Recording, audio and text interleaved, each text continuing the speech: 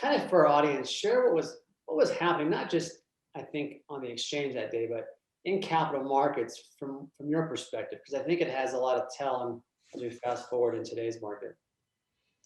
Yeah, I mean, it was definitely a panicked time. I think a lot of investors were very unclear about what the policy responses were, unclear about what was happening. And it seemed like it was just a sell everything, plus oil was falling at the same time. So it was just complete carnage. I mean, it was a crazy day, crazy month, crazy period.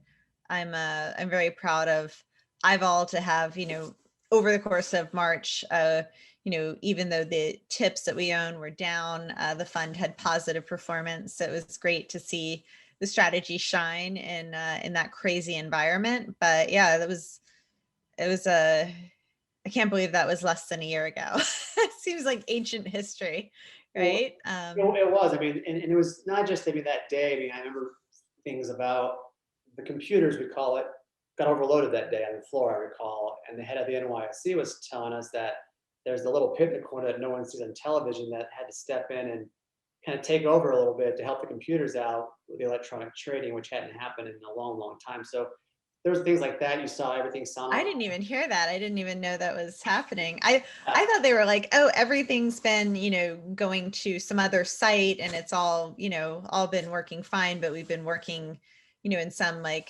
disaster recovery facility because the floor was pretty barren looking out. There weren't a lot of people, right? Besides us and a couple little heads on the floor. Right. They had started to kind of the process, I think, of as we heard when we left that day, they were going to close it to the public starting the next day. And I think it stayed that way for the indefinite future.